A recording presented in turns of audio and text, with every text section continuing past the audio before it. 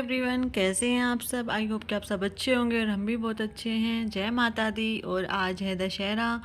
सुबह हमने दशहरा पूजन कर लिया था और फिर शाम को जो माता के जवारे हमने उगाए थे उनको भी नदी में प्रभावित करना था।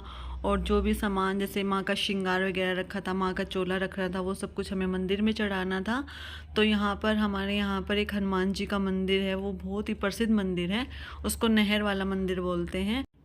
और अब हमने हनुमान जी के दर्शन कर लिए हैं और अब हम सारे जो भी मंदिर में विग्रह हैं उनके दर्शन कर रहे हैं। और यहाँ पर मंदिर में एक गुफ़ा है और आरव को ये होता है कि मुझे गुफ़ा वाले मंदिर में जाना है, तो आरव बहुत खुश होता है यहाँ पर आकर।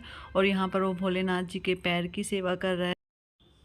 और अब यहाँ पर भोले बाबा के दर्शन करने के बाद हम आ गए हैं श्री रामचंद्र जी के। जैसे कि उनका दशहरा था तो उनका तो आज सबसे बड़ा ही दिन था, तो हम वहाँ पर उनके दर्शन करने के लिए आ गए। यहाँ पे बहुत सारे आदमी बैठे हैं जो कि हनुमान चालीसा का पाठ कर रहे हैं, कोई जप कर रहा है।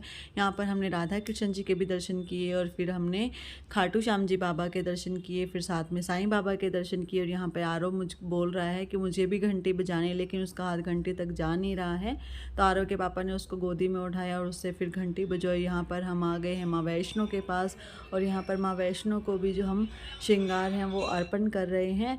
और यहाँ पर माँ से भी हम क्षमा याचना कर रहे हैं कि माँ है, हमसे कोई गलती तो हमको क्षमा कर देना। और बिल्कुल हनुमान मंदिर के सामने शनिदेव जी का मंदिर है और यहाँ पर अभी अभी थोड़े दिन पहले खाटू श्याम बाबा जी भी विराजमान हुए हैं। और यहाँ पर देखिए हम शनिदेव की आरती हो रही थी, तो हम वहाँ से फिर यहाँ पर दूसरी जगह काली माँ के पास आ गए हैं। और कहते हैं कि शनिदेव जी के सामने से कभी भी दर्शन नहीं करने चाहिए, क्योंकि हर कोई आदमी शनिदेव की क्रूर दृष्टि से बचना चाहता है। तो हमेशा शनिदेव के बिल्कुल सामने से आंखों में आंखें डालकर दर्शन नहीं करने चाहिए, थोड़ा हट के दर्शन करने चाहिए।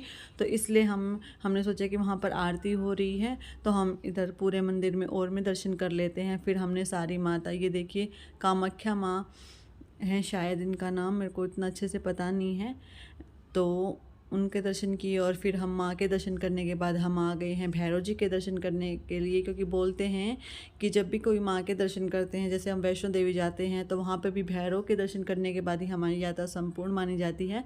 उसी तरह हमने यहाँ पर माँ के दर्शन कर लिए हैं, उसके बाद भैरव जी के भी दर्शन कर लिए हैं यहाँ पर।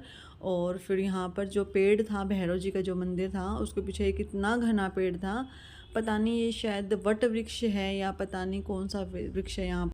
और यहाँ पर भंडारा भी लगा हुआ था, तो इनका कोई जानने वाला था, इन्होंने इनको भंडारे का प्रसाद दिया और हम ये भंडारा लेकर आ गए।